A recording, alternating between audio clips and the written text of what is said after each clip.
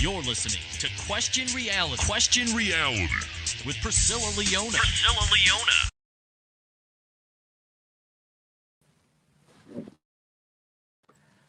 Hi! Oh my gosh, I clicked on something and I thought, oh, I can't hear myself.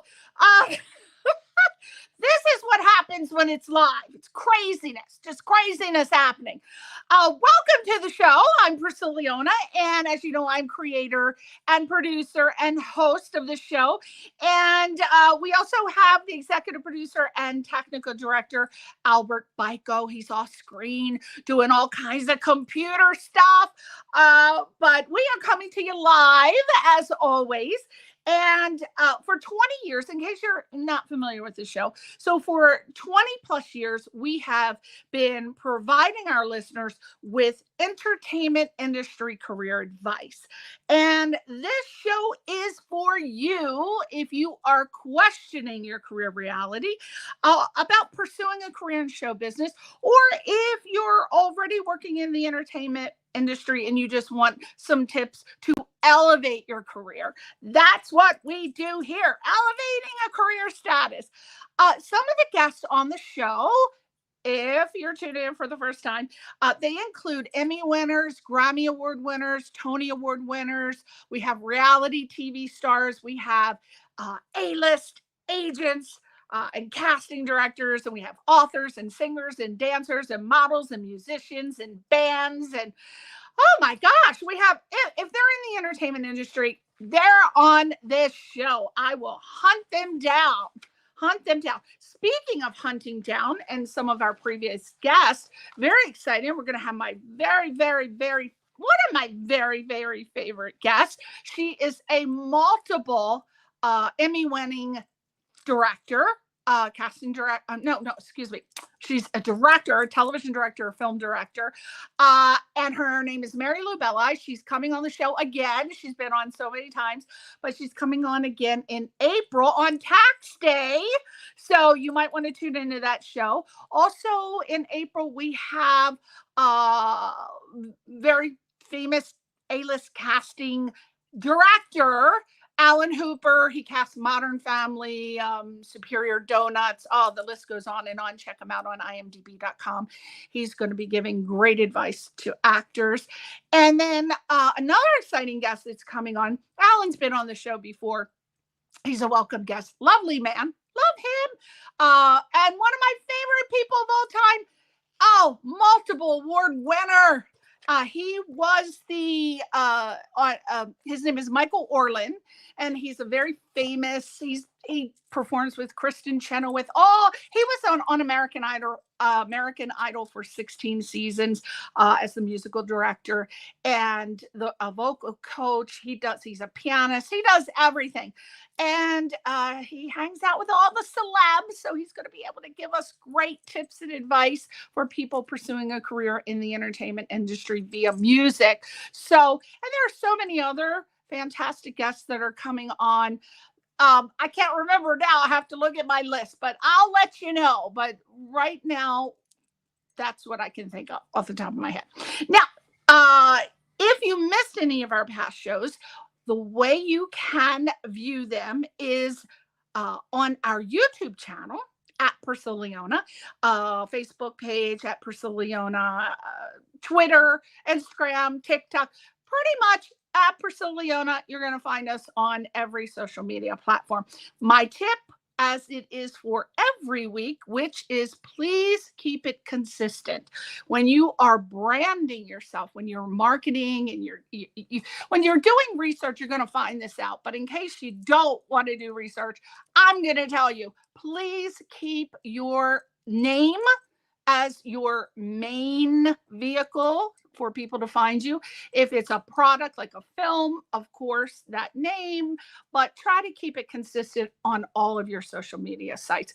People have a 5-second attention span. They do not want to search all these little cute names and titles. They just want to be able to Google your name and boom, there you are right on Twitter, Instagram, social media. There you go. So that's my little tip. So questionrealityradioshow.com is our website. So you can go there. And what's great going there is that you can see the 2024 schedule. So you'll be able to see all of the guests that are coming up. I only try to list them for up to 6 months, like we're booked until the end of June. But I used to book a year in advance, but by the time the guests came on at the end of the year, they were on tour, they were filming. And I said, no, 6 months, that's it. So you will be able to see our guests to see if there's anybody that you're interested in. For example, you definitely want to listen to our A-list casting directors for tips if you're an actor. If you are an aspiring director, you definitely want to check out Mary Lou Belli, who will tell you how you do it.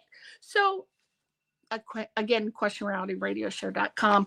Or we ask that you do us a favor, a little itsy bitsy, teeny weeny polka dot favor, and that is when you go to our social media sites, please give us a little thumb to follow us, a little like, and we'll do the same for you. As soon as we see that you liked us, we're going to like you back. So there you go. And if you want to come on the show, there is a link, a contact link.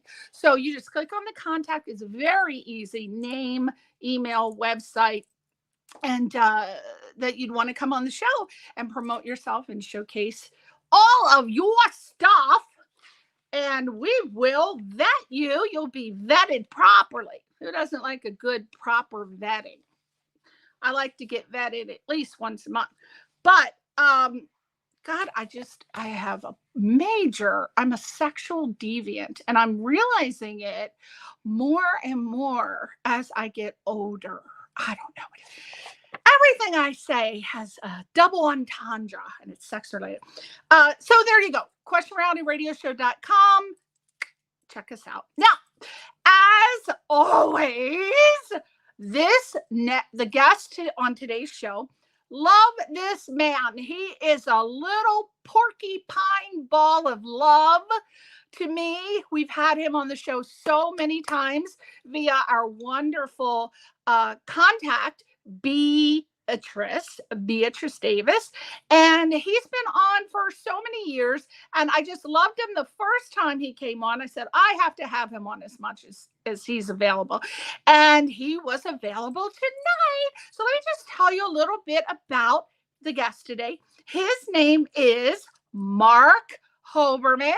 There you go. You can see him on the screen. He's so cute. Look at him. I want to just squeeze his little cheeks. He is such a handsome man, isn't he?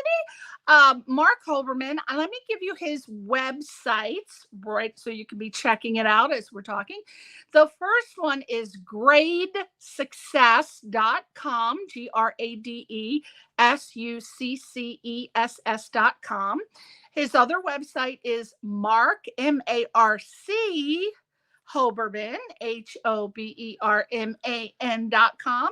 And then the last website is lifestorieswithmarchoberman.com.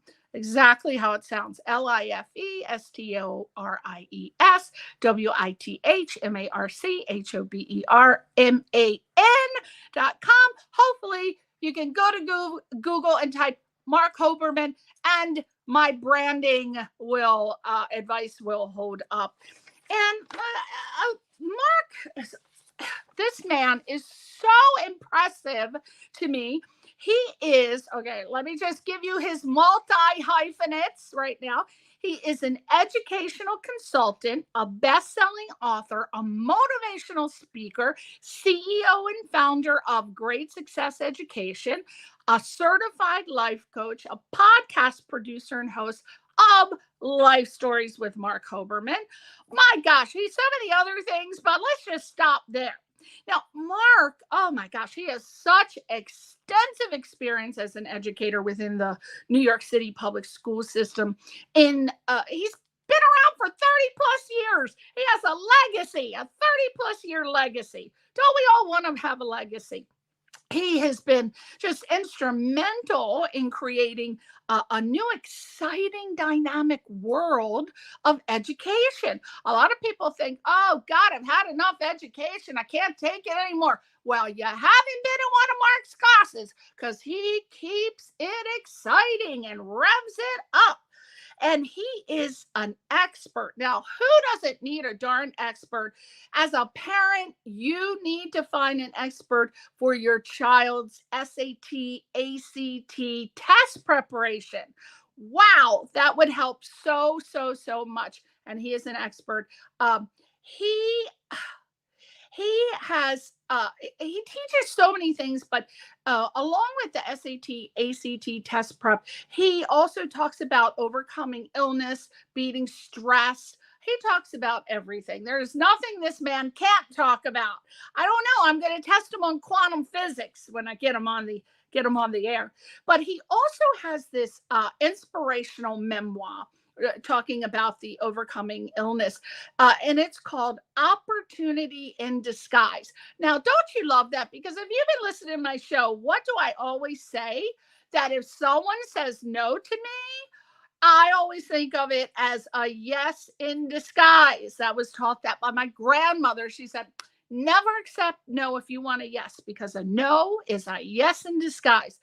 It's just very interesting that he has this title, Opportunity in Disguise, How I Defeated Adversity. And this memoir was recognized by WCBS Radio as the top human interest story, I think, in 2017. He might correct me on that, but I think it was 2017. And Marc has presented at schools and camps and parent groups and corporations. And some of the things that he talks about is the college essay process, dealing with stress, team building, communication improvement at schools and corporations, speed reading, and creating success. Talk about speed reading. I don't think I ever told him how I took the Evelyn Wood speed reading class way back in the day, and I still use it, and it just comes in handy, because when my husband and I are watching foreign films, I can just zip through the subtitles, and then of course Albert's like, what did he say? And then I have to pause it, and we have to read it again. But yeah, Evelyn Wood speed reading. So without further ado, I wanted to say more about him, but let's bring him on, because he's probably dying to come on the show. So without further ado, let's welcome Marc Hoberman. Hello, Priscilla. How are you? Hey, where are you? I can't see you in that big pile of books. Yes. Some of them took Evelyn Wood. I took the Evelyn Wood speed reading too years ago. Oh yeah, definitely. And I have to say, I do love a good vetting. Just want to put that out there. See, you're from the East Coast like I am. Yeah, We from New love York. to be vetted, and Yes. I don't know what else rhymes with that, but if it's in the sexual domain, we're doing it. Absolutely. Now, you are so impressive. I had to print out all the pages. There's like 11 pages, Marc. What the hell's going on with you having 11 pages of information? Just so impressive. But let's break it down, because you have this educational program that I want to talk about first and foremost. And I've obviously done my research on your company, Great Success. And I think I understand what your business goals are. But for the sake of people who aren't familiar with you or your company, let's discuss from a perspective of me not knowing a damn thing. So my first question is, why did you become an educator, and what is grade A success? Not necessarily. Yes. So grade success actually sprung from the teaching career that I chose. And I always said, even at the age of 10, I was fake teaching kids in my room. Some of the fake ones listen better than the real ones. That's another story. No. But I always said to my parents, if I ever win the lottery, become a multimillionaire, I'll go into teaching, because it wasn't really the big rich, get rich quick scheme. But as things turned out, I ended up getting a job in New York City, in the Bronx, in 1980. 7, I think, I started teaching. And it was tough. It was a middle school. The hormones are raging, as you know. And those are just the teachers. But the hormones are raging. I remember the Yes, 80s. yes, exactly. So, and I loved it. I remember the third day during lunch, I was playing basketball in the lunch period. And I said, they're paying me for this? Because you get to go to the school shows at night. And it was really phenomenal. The good thing, quite honestly, back then was that a lot of people, were senior to me. I started teaching, I was like 23 years old. And they didn't stay after school. So anything I wanted to do, you make a little extra money, you get in charge of some clubs, what have you, I was able to do. So I was trained in conflict resolution and peer mediation and brought that into it. So taught all those years and then moved to the high school setting, which I really liked more. I was at Kennedy High School for 2 years. And look, it was tough. There were gangs there, and the Bronx is not easy, but it is the greatest training ground because classroom management became my specialty. I was an English teacher for over 33 years, but the classroom management kicked in because you could be the grammar. I went to college with some people who could bury me when it came to English. We joked earlier about, I see you have I have that Shakespeare book in my house also, because that's the course I took. But they knew much more about English than I did, and I learned along the way. But many of them they could teach it on the college level. They couldn't impart it to middle school or high school kids, certainly not kids who had behavior issues. So I really liked that end of it. When I moved from teaching in the Bronx, moved to Rockland County, New York, which is where I lived, I went from a 45-minute commute to a 4-minute commute. That just was just phenomenal. I mean, to be able to your lunch hour, to be able to go to the cleaners and pick up your shirt was unheard of for me. So it was really wonderful. And then early on, I'd say about 5 or 6 years into teaching, I decided to tutor for some other companies. Then I decided to tutor on my own. Now, I was originally SAT prep. Then SAT prep branched off to into SAT prep and then ACT prep, which is college prep. Then I started to get a good reputation, hired people. They said, hey, a good math person? And I knew one, but then I said, hey, why am I just giving the names when I can have them work for me? Because it was incorporated, I had the insurance, people wanted that layer of protection. So that's the realm I entered into. And must be 2,000 students I've tutored over the years and probably taught 4,000. But just love that aspect of it. Developed workshops on speed reading, power memorization, study skills for health and wellness to reduce stress, which is really the newest one that we'll talk about a little bit later. But that's like the gestalt of the education piece. My life in the summers, I didn't take off. Other teacher friends of mine traveled, read a lot of books. I worked at camp, and I was in camping for over 20 years. I had a job after school at the Bronx for 2 years at a yeshiva. I was always working and always in education, always with youth. So, still doing it now. Retired kind of early to expand the tutoring and the speaking business, but in the education realm. So that's the short answer, believe it or not. You were working with the Utes. Yeah, working with the Utes. My favorite. Do you know, while you were talking, I'm so glad you were. I like candles, Mark, and I put my new purse. I moved it, and I'm sitting here. All of a sudden, smoke is billowing up, and I'm like, "What is that?" I caught my purse on fire while we're doing the interview. Hey. Didn't even know it, did you? I can handle a fire. Okay, so obviously you're extremely educated and knowledgeable and experienced in the world of education to be able to independently create this particular business venue. Or venture, I guess venue or venture. I'm not sure which one that would be. So let's start with your origin story of business. What were some of the reasons why you started? We talked about your background, but what were some of your reasons for starting Great Success? Like, what was it? You're sitting there, all of a sudden you're licking a lollipop, and then you go, wow, I'm going to create Great Success because... Great question. Very easy answer. Although I told you at the age of 10, I always thought about, hey, I'd love to teach.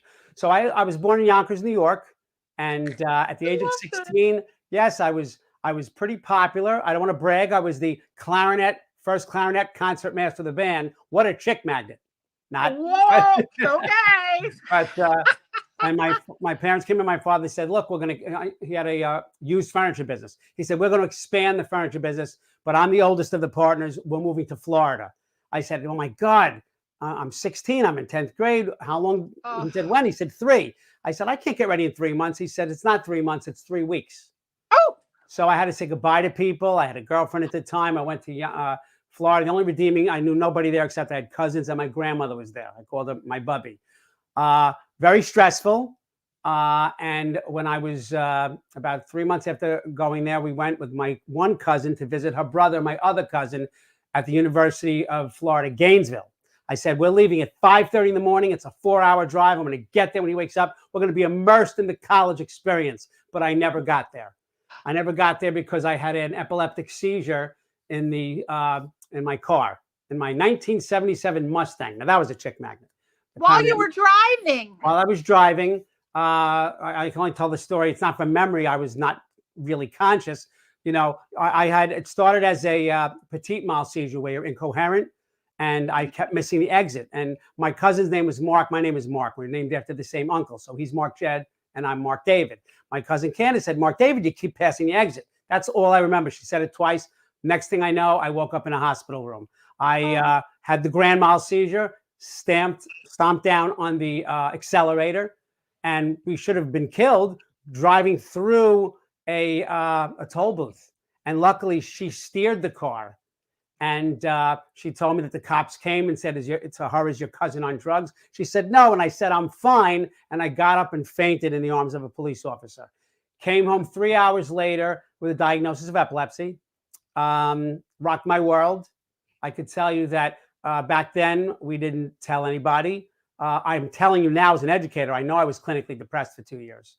My mother came in. My mother had suffered a stroke at the age of 40, major stroke, recovered 95%. She said, listen, you're a good-looking boy. You're funny. You have a good sense of humor. Let me tell you what else you are. You're an epileptic, and it's going to keep you grounded. You're going to grow from it and gain strength. Now, that's what happened, but not the first 2 years after diagnosis. Big dark hole, things of that nature, and it was rough. Then I started to write to hospitals, the Epilepsy Foundation. I made my enemy my friend. I learned everything about my sickness, what I could do, what I couldn't do. Read a lot of self-help books, and that continued on. But I didn't 9 people knew I had epilepsy until I was 54 and came out with the book. Now, the book was originally titled Search and Seizure. And that book became an Amazon bestseller. And that's the one that CBS Radio said top 50 human interest stories of 2017. And then, we changed the name twice, once to Adversity Defeated and once to what you mentioned, Shameless Book Plug. Did this make it? Yes. They're all the same book. I just got advice to change it. And Adversity Defeated, the first 2 were self-published. This was picked up by a publisher, LaRue Press. So things started to rock and roll. But I had an aunt call me, and she said, Mark, what a great fiction writer you are. I said, I bet, what are you talking about? It's not fiction. She said, of course it's fiction. You don't have epilepsy. My father never told her. That was his sister. So we wore it as a badge of shame that I now wear as a badge of honor. So that 7th sense of knowing when young people are struggling, that always pointed me towards education. So that's a real deep-rooted thing. And I wanted to take a longer time to tell you that. I don't know how far I ever got into that story because we've talked about so many other things on your show, but I have never seen the number of suicides, school shootings, depression. 75% of all children from middle school through college report stress in school, and it's not just academic, it's peer pressure and all these things. And I couldn't drive for 6 months, and certain states have laws that are longer. I had to be seizure free for 6 months. I was, but not 6 months in a row. So it had to be 6 months in a row. So all these things enable me to tell when somebody's suffering because I lived it, and I lived it as a teen. Now, I know when people are displaced, I've had students, the biggest influx from Haiti to the United States of America after the earthquake in Haiti was to Spring Valley, New York. And I taught in Spring Valley High School. So we had all those kids. So I knew from being displaced. I was displaced as a teen from one state to another. They were one country from another. But Priscilla, I'm with kids, teaching kids who I'm trying to get them education, and they have memories of pulling relatives out of the rubble. So all of this, when I say education, people mistakenly think it's always academic. It's not. It's life coaching. It's dealing with the parents. It's creating these kind of character education workshops. It's all under the umbrella of education. I go to corporate America. I consider it education. It's just a different type of education. Right. So I would imagine that grade success consists of experienced educators who deliver maybe meaningful and creative course curriculums to students globally. Now, that's just what I'm thinking. I could be wrong. So why don't you tell us, what is grade success's mission statement, or what kind of meaningful and creative courses do you offer? Did you come up to help people? Yeah. So our tagline is "Your child's success is our job." So that's just to make kids successful, both academically and emotionally. So yes, it started out with just me, but then it became there are teachers, because if someone wants a math person, you don't want me. The person that you had on fire earlier knows more math than I do. So I can tell you that right now. So have many tutors underneath, biology, Spanish tutors, people, English as a second language, special educators.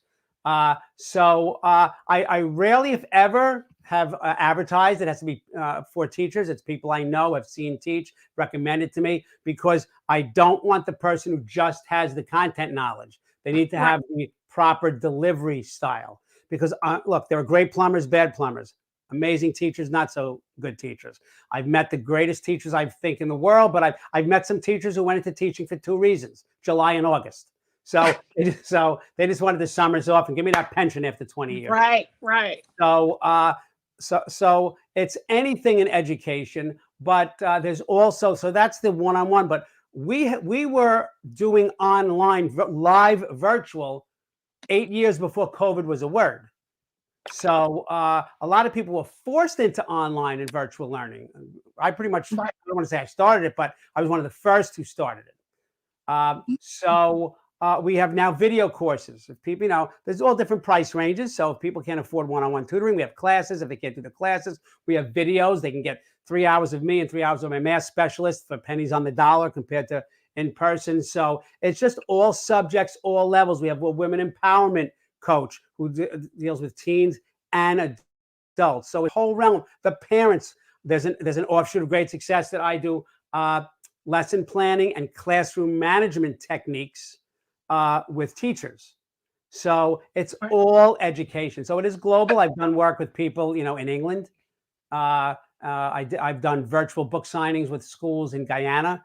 So been all over. So it's for adults and children. Since it's an online class, right? Don't you have to? Don't they have to show proof to be accredited? Like, for example, you can't usually go to college unless you have a high school diploma or a GED. Can anybody take these classes, and do they get credits for it? How does that work? So rarely. I'll tell you, it's more, think of it more of a tutoring service than an accredited school. But we have been hired by certain schools to be, like, I have been the child's English teacher. And you've been what? I've been the child's English teacher during their school day. They go online and I'm their English class 3 or 4 days a week, because it's an hour each time. And they will get English credit for that. But think of it more as a tutoring service. And when I come into schools and do anti-bullying, character education, SAT prep, college essay advisement, things of that nature, that's me going into the school. So it's more learning than getting credit for it. Okay. All right. So anybody can go to greatsuccess.com. And is there a form that you fill out? Do they have to have anything to take these classes? Do you have like a list, a curriculum? What will they see? So they'll see there's a lot of pages there. It's a great site. They'll see drop-down menu for tutoring. They'll see the subjects for that. They'll see the college page, college essay, things, college interviewing skills. They'll see, usually there's a pop-up where they just fill in their information, child's grade, and they'll get a free article I wrote called Lifelong Learners. And then there's when they do the contact, I can contact them, but there's a straight up contact for them to tell us what their needs are. We get in touch with them within 24 hours. What they'll see probably starting in 2 days is now I do once a month or every other month a free study skills master class. So I'm doing one. I want to tell your audience on February 19th. It's free. I get this in schools, a lot of money to do this for a day in schools. It's less than an hour. It's totally free. We just did one in January. There's one February 19th. All they have to do is go to makemychildsuccessful.com, fill out the information, and they're in. It's at 4 p.m. your time, PST. It's at 7 p.m. EST. It is not taped. It's me live going through 21 pain points that kids report having when they study. And the reason I call it Study Skills for Health and Wellness and to reduce stress, Priscilla, is it's a game changer now, because people who are studying, some don't study, that's a problem. Some study incorrectly, and they go in after 4 hours and say, I'm not going to do well on this test. And it creates test anxiety, which I believe is a myth. They don't have it, they create it. And if you don't study correctly, and if you study too much at one time, which parents tell their kids to do too often, that's why I give the workshop for parents and the students. How do you handle, like, I want to touch on what you just said. What do you do about people who have dyslexia? Would they benefit from this class? Because that's a whole different way of teaching. Am I correct? Right. There are many different learning modalities. They're all touched upon because you have visual learners, kinesthetic learners, audio learners. And I'm not telling any kids study this way, because that doesn't work for them. We find something that works for them. People with dyslexia have to study a little differently, and it's difficult. They have to slow down at certain places. But the amount of time they study is the same as someone who doesn't have dyslexia. You don't learn when you study. You learn when you review. And too many people study for an hour, and they just read through the material. They haven't retained anything because they didn't learn it. You just get familiar with it when you read it the first time. The brain works in triplicate. You have to review it 3 times, but I tell them how to time it.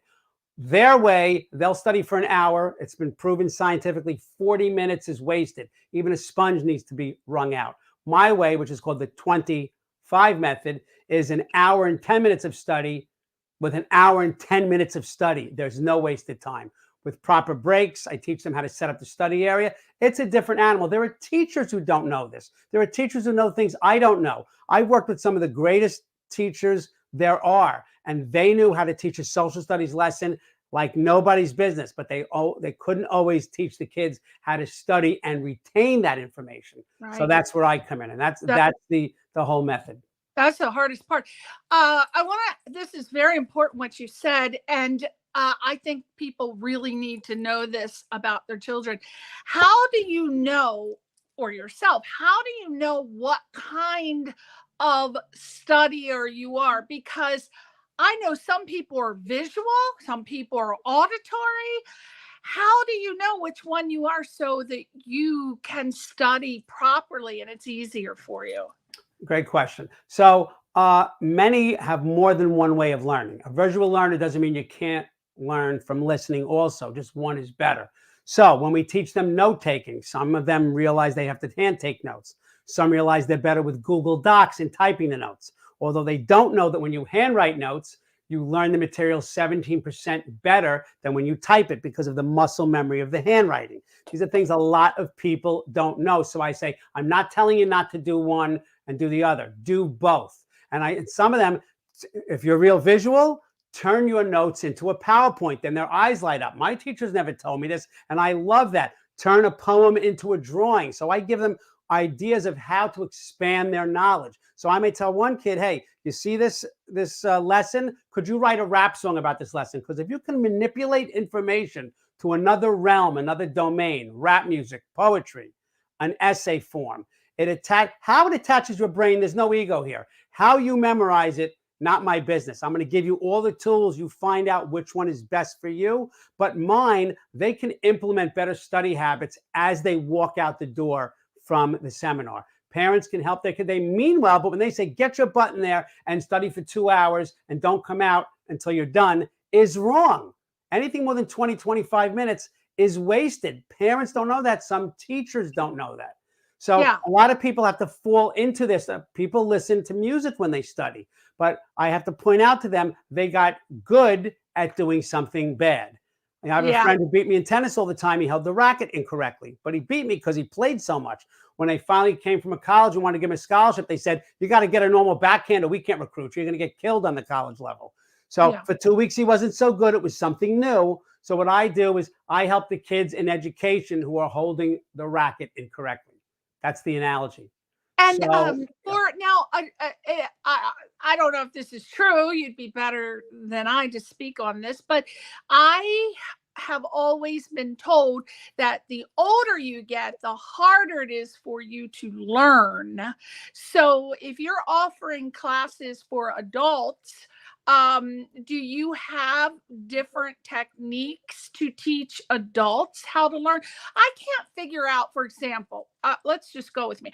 I can't figure out if I'm a visual learner or an auditory learner, because some things I just can look at and I just know, I absorb it right away. But then other things, if I'm listening, I'll just gloss over what I'm hearing. So I don't know what I am. Is there any way to tell if you're an adult? Because it's harder for you as it is to learn new things. Well, so kind of a misnomer, because it is harder to learn new things if you don't want to learn them or you feel like you're forced to learn them.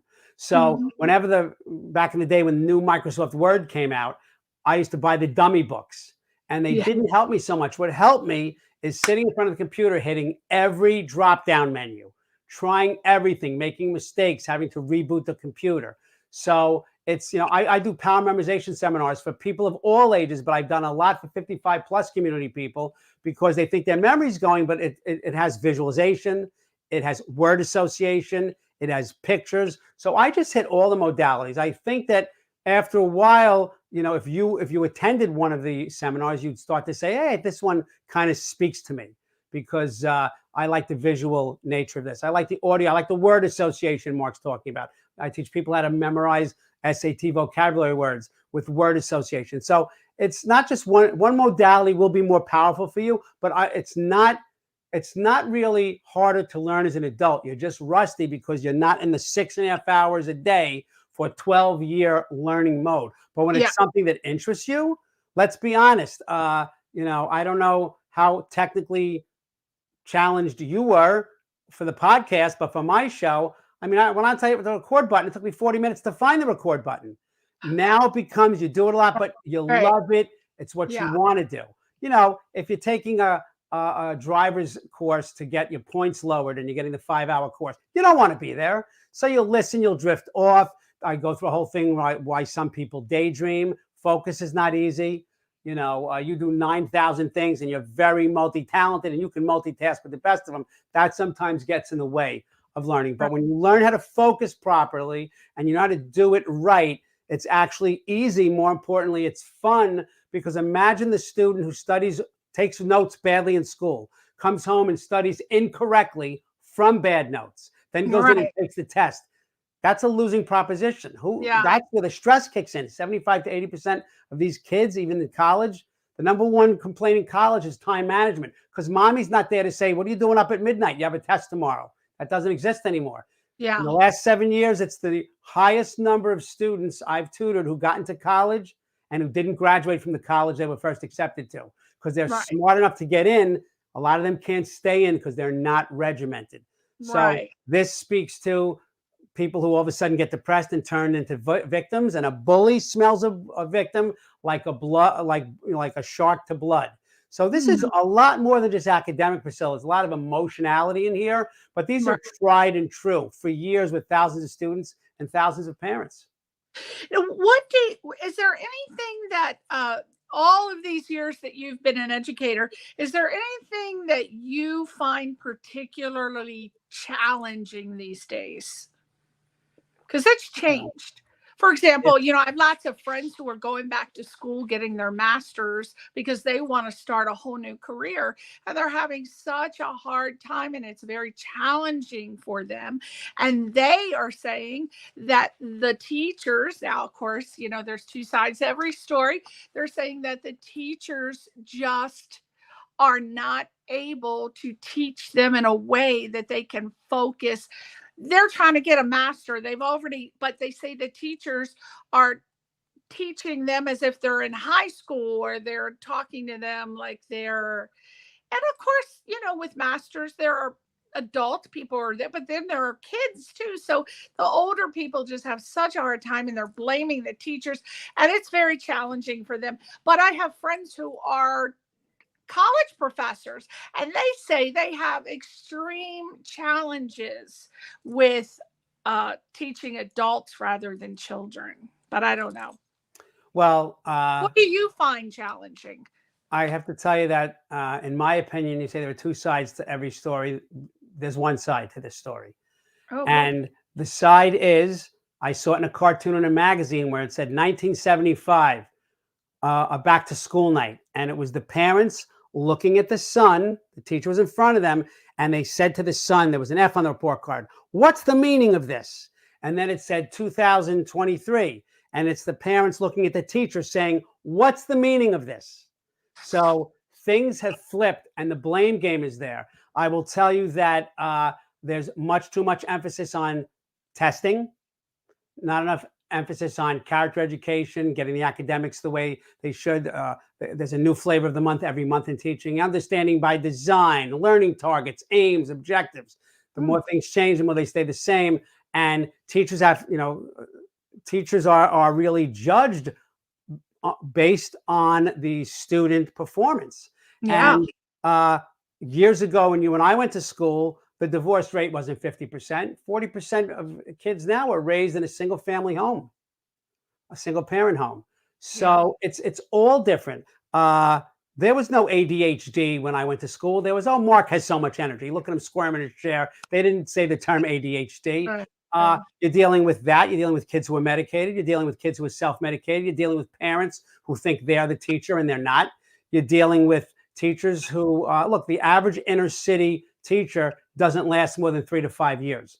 That's a tough gig. It was the most rewarding of my career, but it's a tough gig because you are also managing student behavior. The college is a little bit different because there shouldn't be behavior problems because, there's one morning and then, hey, you're out of the school, the whole thing. Can't do that in public education. So there's a lot of roadblocks. I don't want to dissuade anyone who's watching this show. It is more difficult than ever. It is still the most rewarding job you'll ever do. Enhancing the lives of young people, knowing that someone couldn't retain information and didn't know certain information and they know it now because you gave it to them. There's no feeling like that in the world. But I think the triangle of education is lost in a lot of schools. You need the parent, the student, and the staff. And the staff includes the whole faculty, the teachers, the administration. It's very adversarial at times. Look, let's just call the numbers what they are. Suicides are up at a rate that we never thought that tragic number would be. School shootings, bullying, cyberbullying came into it now. They're not doing enough, in my opinion, to teach the holistic child. So that's, I'm not saying I have the panacea, but I've been in the trenches in inner city schools. I've been all kinds of kids, honors kids, special education children, special needs children, millionaires, people at the poverty line. 78% of the kids I taught in the school system were on free and reduced lunch. So these kids are all the same. They all want to learn. They need structure. They need better teacher training.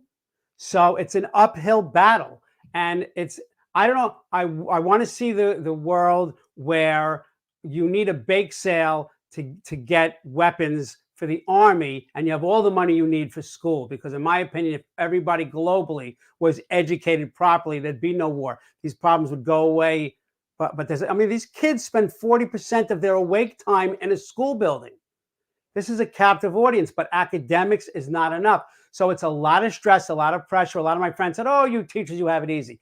we have to do lesson plans. We have to grade tests. We are in loco parenti. Sometimes we're in place of the parent. So, we have meetings, you're emotionally involved because you see kids suffering. I mean, look, I know students who became pregnant at 13 and 14, who I taught. I know people who were drug dealers. I know people who were in gangs. I know people who jumped into gangs and forced into gangs. And it doesn't mean the people who have, millions of dollars, wonderful family at home, that, and so they're not doing the marijuana and the alcohol. They're doing the opioids and and buying Adderall from their friends. It's really tough. And I'm not trying to get on my soapbox. I really want to give you the answer, because if there's anyone in power who's watching tonight, anybody who really this resonates with, it's not a quick fix, but I don't see a fix. I don't see enough professional help coming in and support for the teachers and the students outside of the school building. Right. Now let's see a short, we're going to insert the multimedia now. We are going to look at a short clip of you, Mr. Marc Hoberman, within a classroom session for great success. But before we look at it, can you briefly tell us what we're going to see in this video? So you have two videos. One is a character education video, which is us taking character education with celebrities and professional athletes. Not that one. We're doing the... You're probably doing the sizzle reel for the study skills. So that was a White Plains summer athletic program, all athletes. And they had to do weightlifting, speed, and academics. Academics was with great success. So this is part of the study skills seminar, teaching various students in various schools, but mostly in the White Plains High School, study skill strategies that they picked up like this and they never saw before. All right. Albert, are we ready to see Marc Hoberman? Let's play it.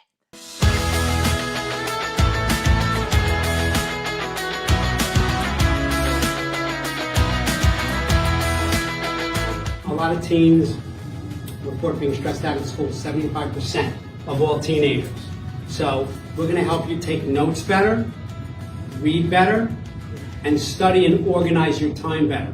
Studies have shown that like 60% of students who study for an hour, they absorb the first 20 minutes, the second 40 minutes is a waste.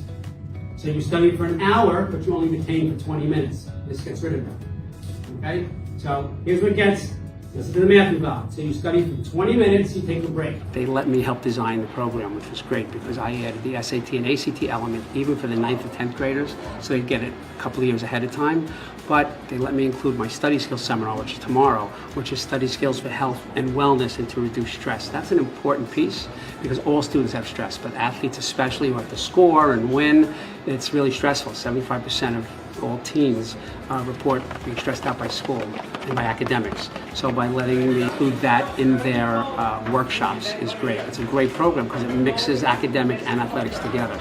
So this academic stuff that I've taught you with the memorization techniques, the things that you learned about proper note taking and the 20 blank method. What's the blank? The 25 method. It makes you get better grades in a shorter amount of time, and it is a proactive course. Look at you, so cute and authoritative, right? And even with my mask on, I went in during COVID. Yeah, as soon as we saw the mask, I thought, this must be 2020 or 2021. Yeah. So these particular classes, I know that you're teaching online, and I think that was you teaching in a classroom situation. Yes, that was live. So for a public school. So the classes that you teach for great success, are these classes affordable to everyone? There's affordable pieces. If you want one-on-one, it's obviously more money, but there are classes, and I let people bring their own classes. So if a group of friends get together, a mother calls me and says, I'm going to get you 5 kids. That's a different price point also. Now, White Plains also, that was probably 2020. This year, they did all virtual because they changed it. That was a 4 to 7 p.m., but now they wanted me at 7 p.m. EST. So that was virtual. I did that same course I did that year in person. Those were 20 sessions. We did that again this year, all virtual. So it's many realms. I mean, I could do virtual, I do in person. There are also the video courses. So if somebody can't afford me live, can't afford me virtual live, they can buy the Study Skills Masterclass although it's free, people end up buying the course because they took notes, but they really want to be able to hone in on it and hit the pause button. So instead of being $1,000 or $2,000, it's $99, and there's so many bonuses. They get the speed reading video with that. So it's for all learners, but I don't want to leave anyone out. Back in the day, it was just one-on-one tutoring. And I said to people, no, I don't do classes. Then I said, why can't I make this affordable to all? Now, I just thought of this, so I don't know how I'm going to word it, but let's see if we can do it, taking you off guard with this. All right. So you and I discussed how we both took the Evelyn Wood speed reading class. So if someone wanted to come to you for a speed reading, give me just a little tiny bit. We don't want anything free, but just how would you tell us how would you teach us how to speed read? Yeah, so I took Evelyn Wood and 6 other courses. And then as an educator, I took what was best, because one of the courses said, just read down the middle. And I was reading a book, and they were burying a guy on page 90. I didn't know he died. He died on the ends of the page, and I was reading down the middle of the page. So I got 80% of it. I missed the important stuff. So there's speed, but there's also comprehension, because a lot of those other courses are for business speed reading, which I do also. But I want comprehension, but they leave out the third. Concentration. So what I do is there are speed drills, there are comprehension drills, then there are concentration drills. It's only a 4-session once a week for about an hour, and then it's over. And you do those drills. The eyes are a muscle.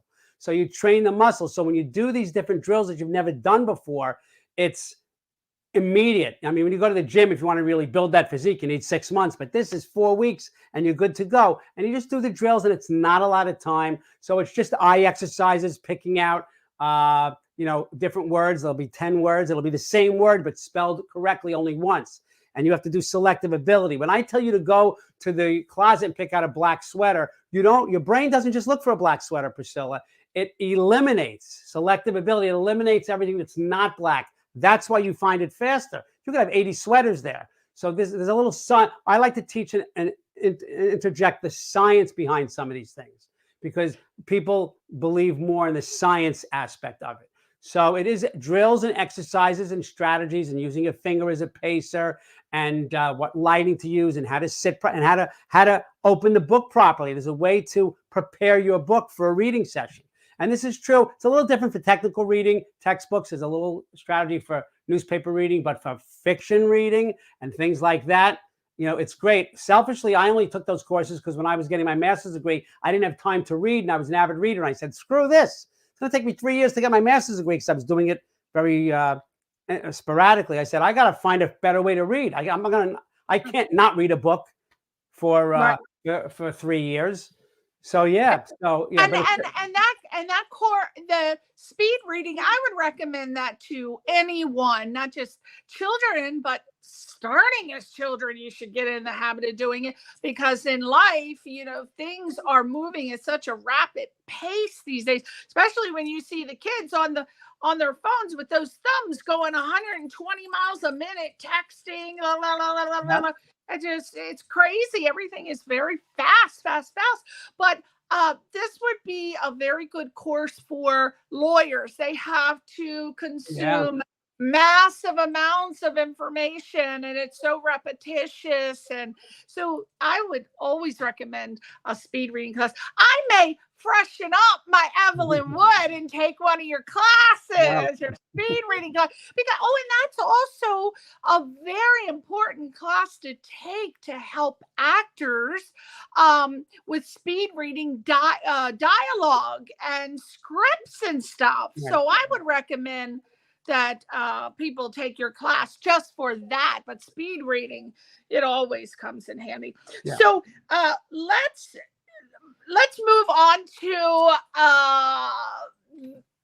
the other half of your life, which is you have decided, I'm not going to say recently, but because I don't know exactly when you decided this, but you decided at some point to venture into becoming a producer of a podcast producer. So a creator, a producer, a podcast host, et cetera, et cetera. So my first question is, the title seems self-explanatory. It's called Life Stories with Marc Hoberman.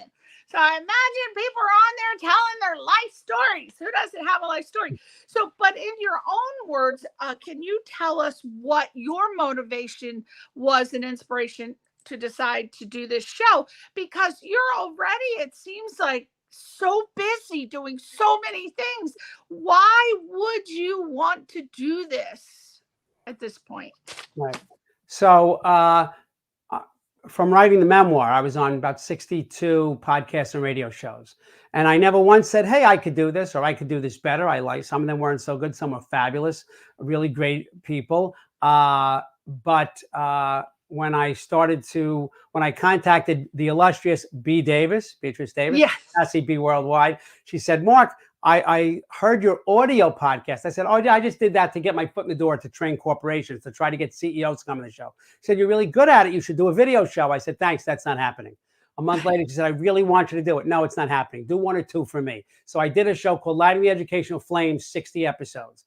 Hated the first 2 episodes. Spoke 90 miles an hour like this, always a story. And you know, because I'm from New York. So Yeah. once I try to slow it down, which I can do now, which I could never do before, I really started to enjoy it. And then somebody, you know, we got with a couple of different companies and they said, change the name. So Lighting the Educational Flame was not really all about education, but education as I see it, the life's education. So Life Stories of Marc Hoberman delves deeper. I'm not about, it's not Hollywoodish. I'm not from Hollywood. I'm an educator first. What's your platform? Yes, What is I'm an educator first, a businessman second. So my platform is, everybody has a story to tell, but the story I want, and they know this, I don't approach everyone. I've had some big names. I've had the Zombies, Colin Blunstone, Rod Argent. I've had Tova Feldshuh from Broadway. I've had some big names. And what I really like is people who are willing to share the struggles, because my mantra is, I want to hear the story behind the glory.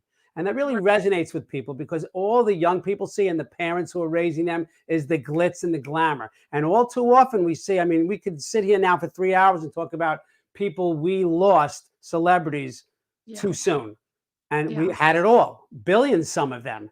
And there's, you know, drug abuse, there's depression and all these things. So I want them to know that if you want to follow your passion, there is a right way to do it. And I want them to hear the pitfalls of these people. And it's not just, it's authors, best-selling authors, New York Times best-selling authors. It's actors. It's and I had the athletes that I interviewed were nice enough to give me their time. When I do character education virtually or in person, they come in with live cameos and Q&As, and kids are asking questions of Super Bowl stars. But they're not just asking, what's your favorite touchdown? You know, they're asking, how hard was it to be a leader? How hard was it to follow the leader when you were the captain in high school and now you're not the captain anymore? And you ever bullied? So that platform is to see the humanity within the celebrity persona. So you listed so many. I just wrote down a couple that you may have left out. You've had many actors, athletes, authors, politicians, and some of them include hip hop legend Curtis Blow, Colin Blunstone, Rod Argent, as you said, of the Zombies, Broadway star in Law and Order. Oh, one of my favorite shows of all time. Oh, I'm obsessed with that show. Tova Feldshuh. What? Yeah, I might be wrong. When I hear that name, I keep thinking Fiddler on the Roof, that he was the actor in that. You're speaking of Tova. You think of Tova. Was that him? No, Tova Feldshuh's a woman. Topol, I saw Topol, believe it or not, the movie. I saw him on Broadway. Okay, that's who I was thinking. I kept thinking Fiddler on the Roof. Tova Feldshuh was on Broadway playing Leah Michelle's mother in Funny Girl. So she also played Danielle Melnick on the original Law and Order. Okay. So professional athlete. So, wow, that's just so impressive. And are you a one-man band, or do you have help producing this show? Because I was a one-man band for so long. Finally, I had to get an assistant, and then there was COVID, and then there was no assistant. Then I'm doing it by myself, and then I'm back to assistant. for people who want to maybe follow in your footsteps, they're a professional in another career and they want to do a podcast, what would be some tips, advice that you would give them? Unfortunately, I would want them to be a one-man band for a little while. Yeah. You want to open a pizza shop, you have to sweep the floor, make the pizza, bust the tables, wait the tables. Yes. So there are a lot of credits on my show that were not there when I started. So AMG, Music and Media, headed up by Marc Berry, a titan in the industry, picked up my show about a year ago, and he's distributing the show. Best Ever Channels recently just picked up the show. They'll be starting in about 2 months. I'm on E360 TV, but I have virtual assistants who do the hashtags correctly because I listen to Priscilla Leona and she talks about social media and branding. Listen to this woman. Okay. Liquid gold comes out of her mouth when she speaks. So, thank you. Yeah. So I have a person who edits the show beautifully. I've got Matthew Barron from Tropic Media, does a fabulous job. I have people who help me distribute it. I have B. Davis, who helps me get guests. Beverly Pomerantz, if you know the great Beverly Pomerantz. Casting director, James she comes to every party I have. I love this woman. I saw her with Daisy at one of your parties. I saw that. Daisy comes to every party and steals the food. Yeah. And nips at everybody. And I'm like, no, Daisy, don't do it. I'm going to get sued. But so I would, a lot of people ask me that, and it is easy for people, I'll just answer now for people who have asked me this question. It's easy to do a podcast if you are somewhat computer literate or you have a husband or a wife that's computer literate, because there are many technical things that you need to do. So I would suggest that if you want to do a podcast, you really watch a YouTube video and find out the basics, because you don't want to be having a microphone. Like, for example, the first show I did of this year, my husband wanted me to get one of those like clip-on mic things. And I did. And it's a state-of-the-art product, but my voice sounded muffled the whole entire time. So you got to know a little bit about microphones. You need to test it out. So I would say read first. If you don't have somebody that's going to be able to handle things technically, read. But you don't want to spend too much money hiring people to do all of these things for you. If you have the time. Now, if you're working a full-time job, obviously it's going to be harder for you. But if you have a part-time job, study and learn how to do as much as possible so you're not losing money. You want to either break even but not lose money or profit. So I would say please learn how to do as much as possible. And with our devices today, you really have so many services that you can do for free. But when you start having to fork money out, it can get crazy. So just trying to learn as much as possible. What I find the most challenging thing, which is what I'm going to ask you, what do you as a podcast producer find to be the most challenging thing? For me, because I do so many other things, I flip houses, I'm a screener for film festivals. I have another job. I do many, many, many things. It's hard for me to find time to promote the shows as much as possible. So that's why I have an assistant to do that for me. What are the things that you find are the most challenging for you? Well, probably technical, right? So when my first podcast was audio. So I had a guy from Tuskegee Airmen, 95 years old, great interview. Hung up. I never hit the record button. So luckily, I got his granddaughter. So I said to him, "You were so good. We have to do a second one. We're going to do 2." So he said, "Sure." Oh, that's good. But quite honestly, it's getting. Not that I don't want the biggest names there are, but I find that some people who are not household names, people who are key people either in Hollywood or in sports, their stories really resonate. So it's finding the right fit. So I don't just accept anyone who anybody gives me. Oh, this person's in this show, that show. Well, I have to look into, sometimes you see the show that brought up. Yeah. Everybody likes a good vetting. Vetting is good. Yes. So, you have to do the proper lighting and everything, but the struggle is finding the right people, and then I don't like my questions to be cookie cutter. It's not a template. Me neither. You go right to the person. Every single question. Correct. I read that. Oh, there's a tip here for people. Okay, so what I do is when I am targeting someone that I want, I will read everything about them, and then I'll say, okay, so I'm reading their bio. Then I want to know, because unfortunately these days, everything, if you want a person who's an A-list actor or someone who's a pretty prominent person in a field, if you approach them, they're going to say, talk to my agent. If you meet them at a party, right? But if you don't know them and you're reaching out to them and you go to, say, IMDb, they have their representation there.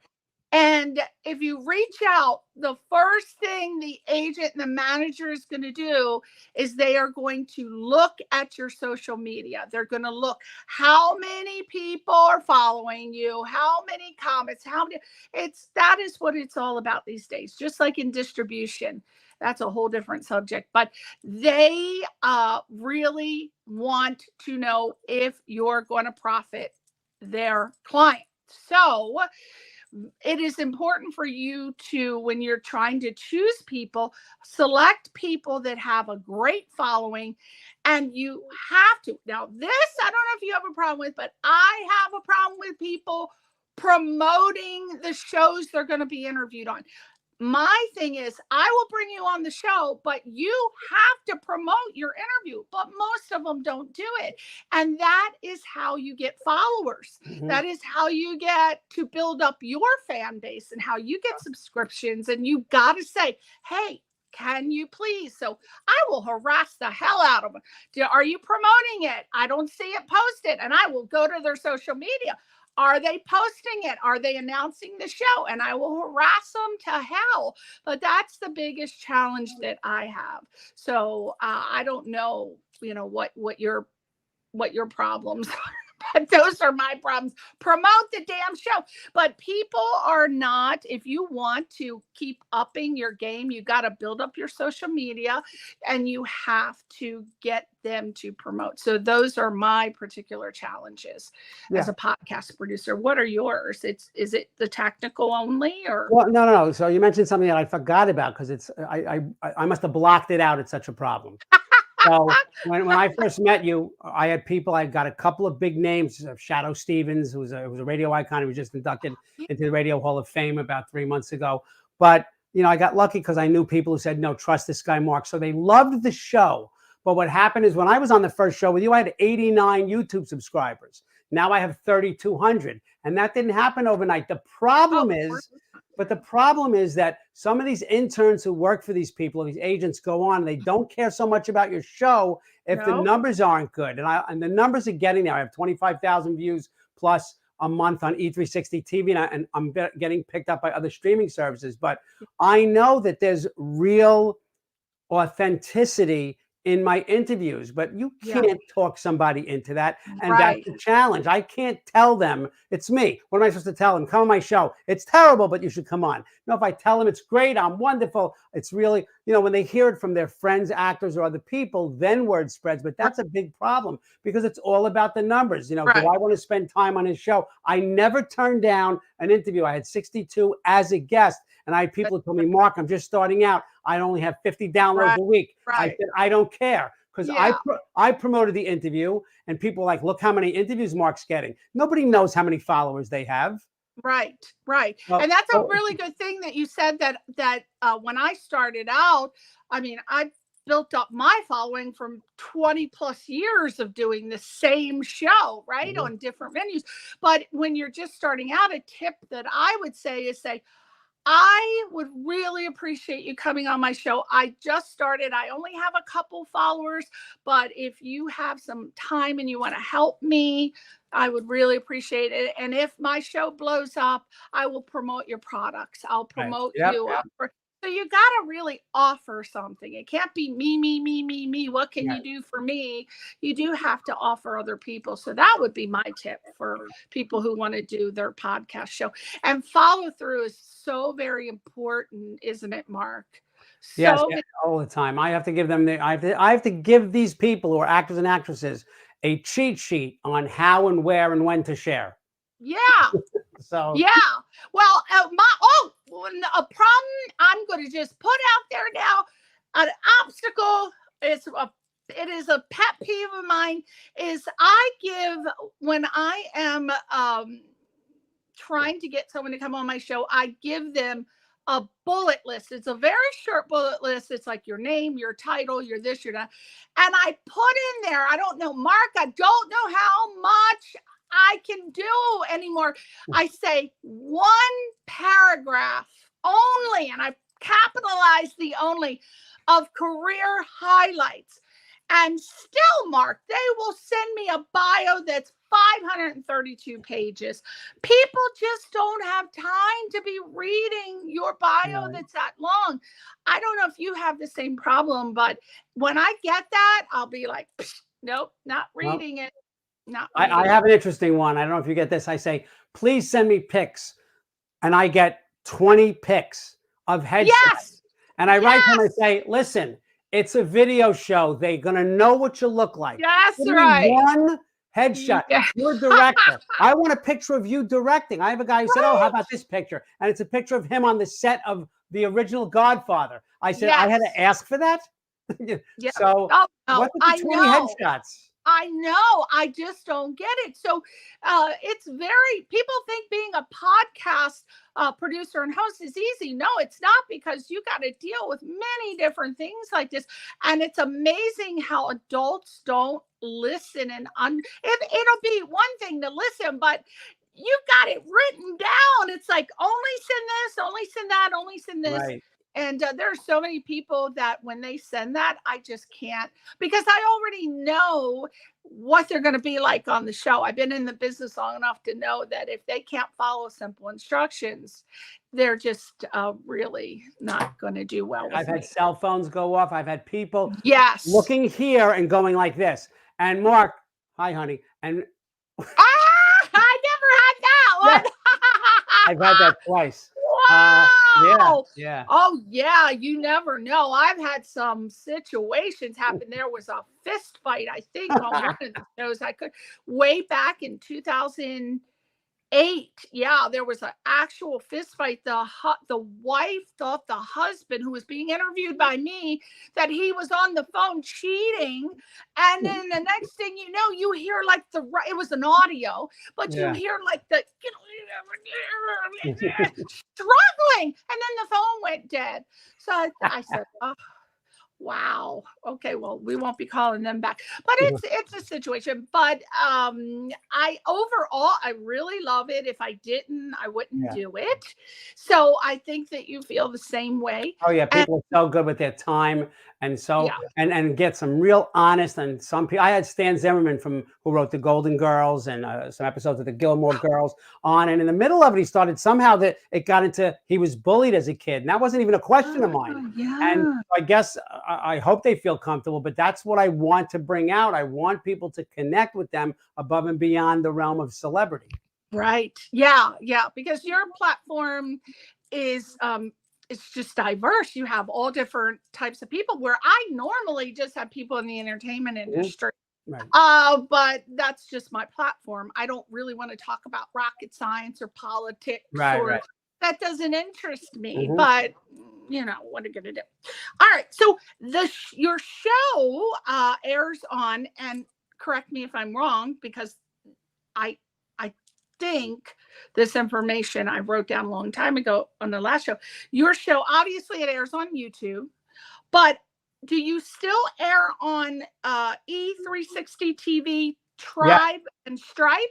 Yeah. I've never heard of Tribe and Stripe. Tell I'm us not sure about we're on what Tribe is and that? Stripe anymore, to be honest with you. They were relatively new, but definitely E360 TV and Lighting the Educational Flame is on Monday nights. But all the new ones are Life Stories of Marc Hoberman. That's Wednesday nights, 9 p.m. EST, 6 p.m. PST. Okay. Your time. And I've been on there so- for 3 years. They've been very good to me. I started out almost when they started out. They were way past 1 million viewers now. So it's nice to grow with the people who first sign Yeah. you on. Yeah. And yeah, so So I've heard of the E360 TV. Yeah. I've never really looked into it. What do you how do you get your show on to air if somebody has a podcast and they want their show to air on E360 TV? you would What's the contact process? them. Yeah, they have to do their homework and they have to write to them. They have to get vetted. Everybody likes to get vetting. That's the theme of today's show. So yeah, start small. YouTube is easy enough, but my YouTube draws a lot of views. It didn't have a lot of views. Definitely didn't have a lot of subscribers. Now, as I said, past 3,000 and growing. But you have to start somewhere, and you live and learn. And I love the fact that my first shows had great people, but not great questions. The look wasn't great. The editing wasn't great. The show has grown into its own. Yeah. And now it's picked up by AMG Music Media and Television and Best Ever Channels. So you have to start somewhere. It doesn't happen overnight, but this is only three and a half years I'm doing this. I started it because I wanted to do something during COVID. I was going, you know me, I'm like you. Yeah, What's next? So I had to do something. So yeah, you can get on this, and people are on, I'm not on, but people are on Spotify and they're on all these other things and on iTunes, iHeart, and like that. So there are so many places for you to go. It's a saturated market, but when you find your target market and you find your fans and your viewers, they become a family. You just brought something up I want to talk about. Okay, so I actually choose not to advertise. I don't want any kind of association with advertising. I don't do it for that. And I don't need to do it for any reason, so I choose not to. But I am always being approached by someone who wants to bring my show on their station. For example, I think I told you this story about 5 years ago. I have a friend who's a celebrity and she has a show on Sirius XM. And she said, "Oh my God, Priscilla, you got to bring your show onto Sirius." And I was like, "Oh yeah, oh, that's good." I was excited until I had a conversation with the people over there. Lovely people, by the way, lovely. But they have rules because they are a multi-million-dollar conglomerate. So, for example, don't be so excited or bummed out that you're not on Sirius XM, because they wanted me to sign a contract that said that I would commit to bringing in $1 million minimum a year in sales, right? Advertisers. And it's a catch-22 situation, because if I was a celebrity, that would be no problem to bring that in. But that would be a struggle for me at that 5 years ago to be able to sign a contract saying that I could bring in $1 million worth of money in advertisers. So have you had that situation as well with the advertisement? Yeah, but the other way, I've been the aggressor, because I didn't have advertising for the first 2 years, but editing is expensive. The virtual assistants are expensive. It's a monthly cost, things of that nature. So I want to bring advertisement in, but I don't want, whenever I'm watching a show, I fast forward because I tape it. I sometimes see 6 commercials. I'm like, oh, who saw this live that sat for these things? So they're 30 seconds here and there. It's not expensive, but I'd also really like a sponsor, to sponsor the show. So there's nothing wrong with advertising. I have some, I don't have a lot now. I'm revisiting that, and that's what Best Ever Channels is going to get, advertising. There's a lot of revenue share companies out there. If they like your show, they'll get the advertisements. And there's not pay-per-click, but there's like advertising based on performance-based ads, PBA. So I do like the thought of that. And also, some local advertising would be good. And it's by the way, Great Success Education, I've paid thousands over the years to advertise on shows. I haven't not only 3 times that I paid to be a guest. I don't believe in that, but they were pretty decent shows. But I've paid to advertise on podcasts and radio shows and gotten some business from it. So as long as it's, I won't just allow any kind of advertising. But I wouldn't mind more advertisers and certainly a sponsor. That's the goal. But I just want to bring it into as many households as possible. I want people to learn from it and be able to apply certain life strategies. Because your particular platform with the great success, that would be perfect to have advertisers for sure. But I don't want people to think, oh my God, I can't do a show because I don't have advertisers. You don't need advertisers. It depends on what I didn't have it for years. And I barely, if it's a hobby, like this particular show is a hobby for me, it's not a business. So if you're doing, you want to do a podcast as a hobby, you do not need any advertisers. So I'm talking into it. Now, very exciting. We are going to show our second clip. Our second Marc Hoberman. I just love, what's your middle name? David. Marc David Hoberman. We're going to see our second video clip. So let's set this one up. What is this particular? This is very exciting. I do this with great success, and I'm also branching out. I have a partner I mentioned earlier, Daniel Echevarria, The Power of Choices, and he's my partner in that venture. And we go into schools, anti-bullying, substance abuse prevention, things of that nature. But I'm being interviewed by him. Yes, in a couple of weeks. Yeah, of course, he's great. Okay. Great. Dano's the best. So great guy. And a lot of this character education, this was through great success. We're going to do it now through Power of Choices. I have guests who were pro athletes who come on. If I talk about anti-bullying, it might be 45 minutes. They come on for 15 minutes and talk about, it's not, hi, Roosevelt High School, have fun with Mark and have fun with Mark and Dano. It's live. They're asking questions. I've had kids who were the studs of the high school football team stuttering because they were so nervous. They're talking to a Super Bowl champion who's wearing a Super Bowl ring, and they're saying to him live, what was the worst part about whatever? What struggles did you have? And they're asking these questions. So it adds to the character education because the kids love that. As much as they really learn from what we deliver, they love the piece of celebrity. And it's not all what they think. It's not, oh, I made my $10 million contract. No, it's not all like that. So the clip you're getting is me bringing on some of these MMA fighters, a female MMA champion, Julia Dorney, you'll probably see. And what we did, this was virtually. When we do it live, I go in live, and then they come in virtual. But you had Julia? Wait a minute. So I don't know how this is in my brain, but I think you had one of my friends on your show, Lisa. She was used to be a wrestler, wrestler. Onyx. Lisa Danielle. Yeah, but she goes by the name Onyx in the wrestling ring. Yeah. She was on. She was great. She makes you and I look like we're not busy. I know. She, oh God, I can't remember. Oh, you know who introduced us? Beverly Pomerantz. Yes. Beverly. So she's been coming to my parties. Mark, oh, honey, I throw some parties. Let me tell you. I see them on Facebook. I see the invitations. It's unbelievable. They're always theme parties. I do the 60s, the 70s, the 80s. I have burlesque dancers. I have Bollywood dancers. I have Marilyn Monroe person. So she loves coming to my parties. She's coming to, Albert has a birthday. So I'm throwing a birthday party for him on Saturday, February 24th. And it's going to be a monochromatic theme party. Great. So I'm curious as to what Beatles she's going to show up to, because I have trivia contests. Oh, she loves comedy at parties. I got to say one thing though. We're talking about this. You live this, and I live this. You have to have integrity as a show host because it's a small world.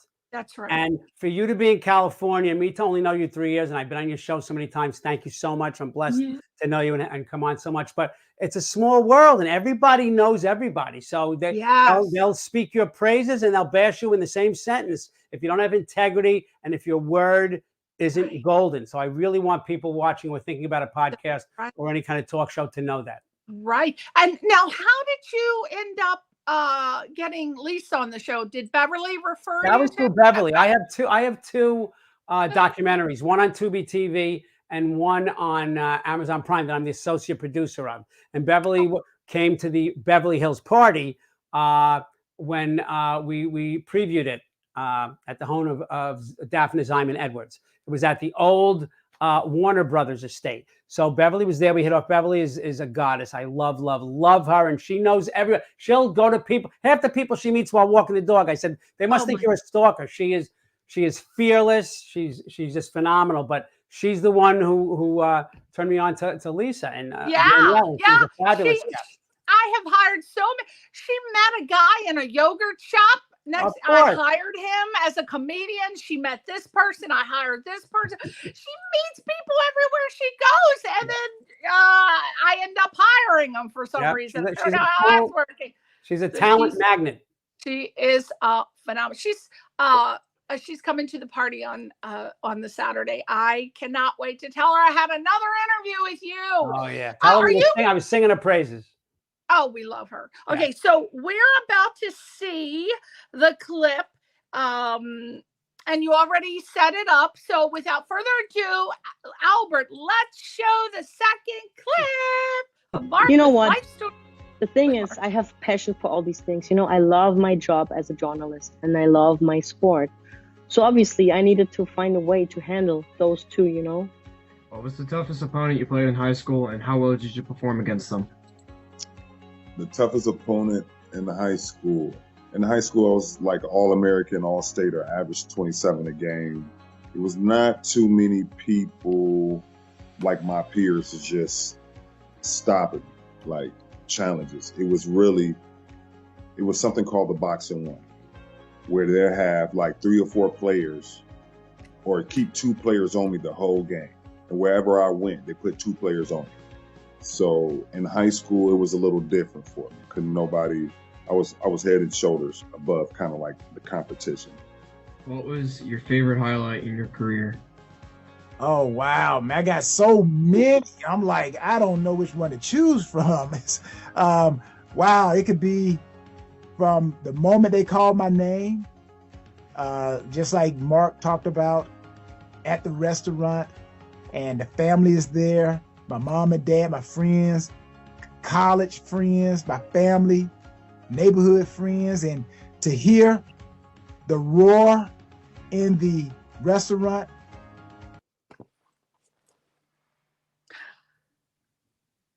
Oh, something happened. Okay. Wow. Okay. So you've had so many guests, and I wanted to know, in any of the shows that you've done, have you had an epiphany where about your personal life, whether personally or business related? Tell me about it. What was it? Who was it, and what was it? Well, or what was it? Yeah, it's holistic, Priscilla, because so many of them have shared struggles, very personal, some tragic. And it's just, as an educator, I can't help, I'm an educator first, I said earlier, and a businessman second, learning from them and seeing and hearing what they're saying and knowing how it's going to resonate with the viewers. That's my epiphany, because I hear that moment that resonates, and I know the parents who are watching, or, you know, the demographic I have just is from like 18 all the way to 65, but I know it resonates with them. And that really is what resonates with me. A lot of them mention people who they pattern their lives after, who were heroes of mine. So even the young ones and the older, I've had people from America's Got Talent on my show. There's America's Got Talent. Daniel, right? Yes. And I've had the Chicago Drumline, Pack Drumline, is in the finals of America's Got Talent Fantasy League this week. And the leader, Perry Dante, was on my show. So when I hear about how he worked with underprivileged kids and how he himself was underprivileged and how he made it through the obstacles, that's why I do it. I absolutely love it. It's time consuming. It's difficult. It's not super expensive, but it is a little costly. But I just love it. It's my passion, as of course it is yours. So I can't say any one person. I mean, some were like heroes of mine, like this, having the Zombies from the Rock and Roll Hall of Fame, from Time of the Season, and such famous people has really been wonderful. But yeah, hearing the struggles Even the zombies, I mean, they made very little money from big hits until they finally got, from entertainment, you don't sign the right contract, you don't get the money, you don't get the residuals. So they all struggle. They didn't just wake up one day and nobody play a song, get a great part in a show, get that Emmy award, or I've had people who won Academy Awards. So it's a lot of work, and people have to realize you have to have something to fall back on, because you could be the greatest baseball player in the world. You break, a kneecap, you're done. Yeah. So I try to tell young people, have a plan A, a plan B, and a plan C. Absolutely. It's so hard to get them to focus on plan B and C. They just want to focus on plan A. Right. Yep. It's not. So what's your hope of success in creating this podcast? What legacy do you want to leave back? Like in 100 years, somebody's watching Life Stories with Marc Hoberman. What do you hope you leave behind as your legacy?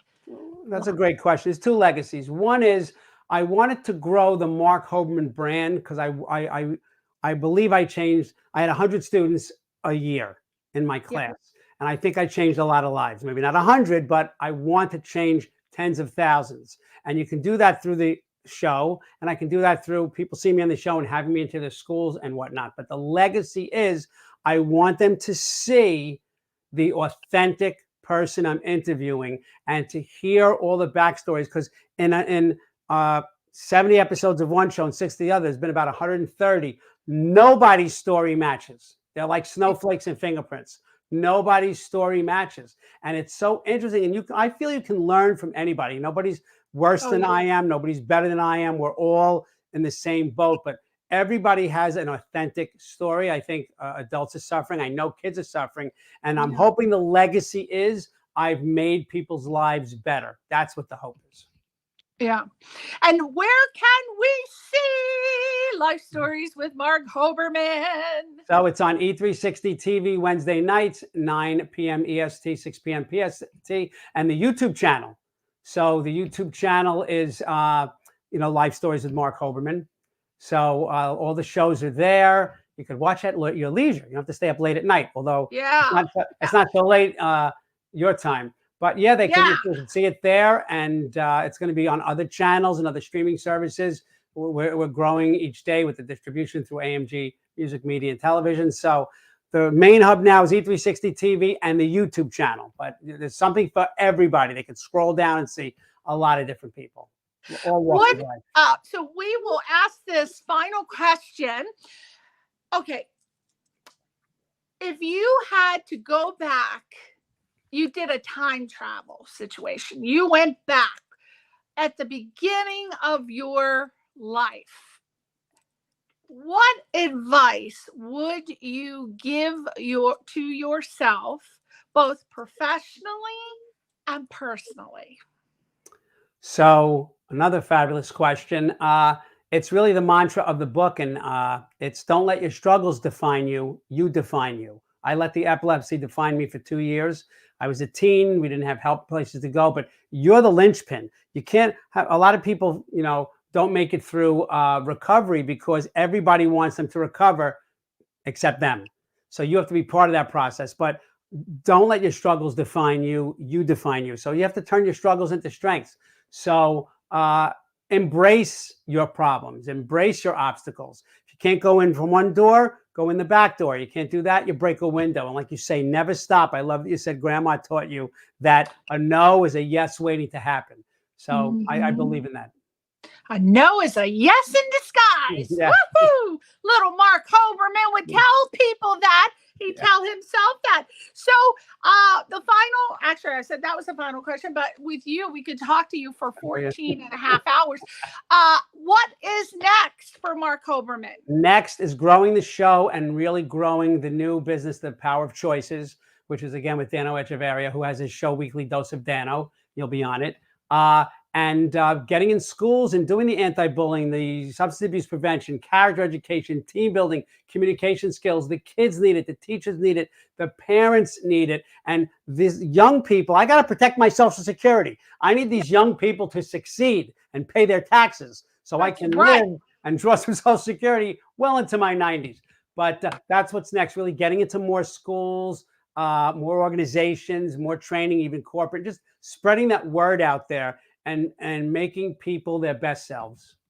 And when will you be coming to LA again so we can take you out and on another ribeye steak? Yeah, so that was a good one. Yes, we will have another meal. I'm not sure, probably in a couple of months. I'm going to try to get some teaching gigs out there, and I want to do I want to do a couple of live interviews also, and people there. So yeah, LA's in my future. We just have it's just a matter of when. And I don't come to LA without seeing you, so don't even worry about that. We gotta do it. Oh, yeah. Marc, thank you so much for coming on the show. As always, you are the little cherry on top of the little whipped cream. And I thank you so much for coming on the show. And we just want everyone to go to, all right, we got it. Life Stories with MarcHoberman.com. We got Hoberman, author. Actually, he's on Instagram, YouTube, Facebook, Twitter. So just type Marc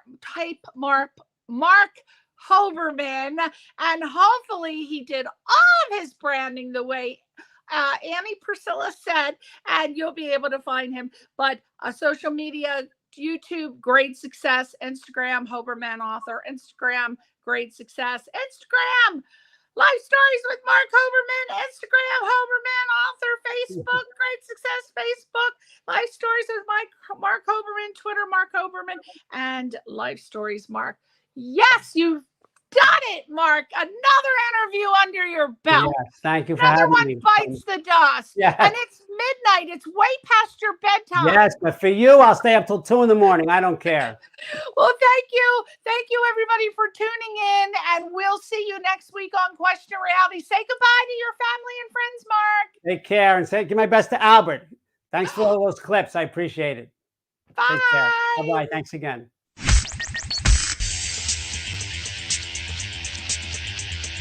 You're listening to Question Reality with Priscilla Leona.